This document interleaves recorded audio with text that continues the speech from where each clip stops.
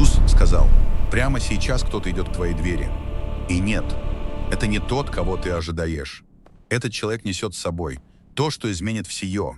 В Откровении 3:20 Иисус говорит: «Я стою у двери и стучу». Современная психология называет это переломным моментомом. Один человек, одна встреча, один разговор, который приходит именно тогда, когда ты готов сдаться. Иисус говорил не только о вечности.